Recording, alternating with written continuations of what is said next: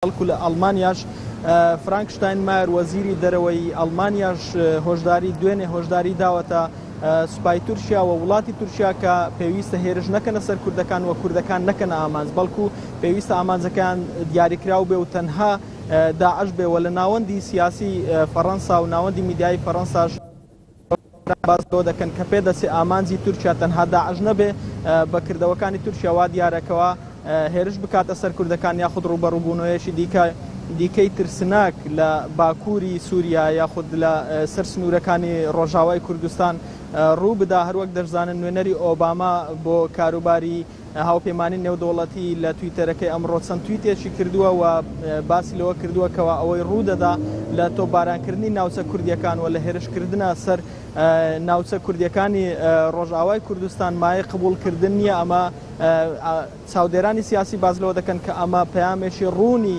ئەمریکیەکان و هاوپەیمانانە بۆ تورکیا کەوا پەلکێشی نەکاوە کوردەکان نەکاتە ئامانجی ئەو هێرشانەی و ئەو دەستێوەردانانەی لە ڕۆژاوای کوردستان. بەڵێ هەڵگوت چاوەڕوان دەکرێت لێدوانی ئەو بەرپرسانی ئەوروپا سەبارەت بە دۆخی سووریا داویانە کاریگەری هەبێت بە تایبەتی لەسەر تورکیا؟ بەڵێ بێگومان هەروەک دەزان تورکیا ئەندامی ناتۆیە و بەتایبەت فەڕەنسا و ئەڵمانیاش دوو وڵاتی گەورەی ناو ناتۆن و بڕیارەکانی ناتۆ بەدەستی ئەوانە و سوپای تورکیا بەشێکە لە سوپای ناتۆ. لەبەر ئەوە چاوەڕێ دەکرێتەوە تورکیا سنوورێکی بۆ دابدرێت لە ڕۆژاوای کوردستان.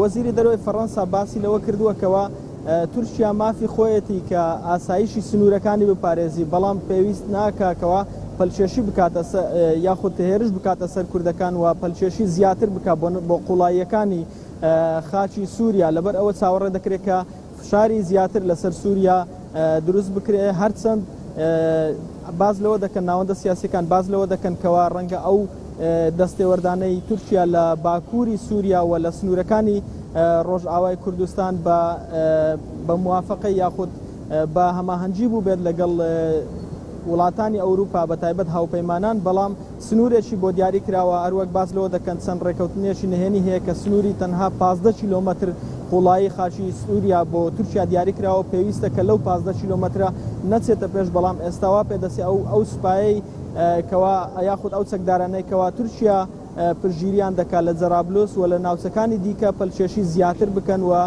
پێکدادان لە نێوان کورد و لە نێوان ئەو هێزانە ڕوو بداکەوە تورکیا پرژیریان دەکات. لەبەر ئەوە ئەمە ناوەندە سیاسیەکانی ئەوروپای زۆر نیگەران کردووە و هەروەک بینیمان لە دوو ڕۆژی ڕابردوودا وەزیری دەرەوەی فەڕەنسا و وەزیری دەرەوەی ئەڵمانیا کە بەرزترین ئاستی دیبلۆماتیە هۆشداری یەکجار توندیان داوە بە تورکیا. لەبەر ئەوە چاوەڕێ دەکرێت کە تورکیا ئەو جموزۆڵانەی تا ڕادەیەک بوەستێنێت لە ئێستادا. بەڵێ هەڵگوت سەمەد پەیامێری ناوتی لە پاریس سوپاس بۆ زانێرەکانت.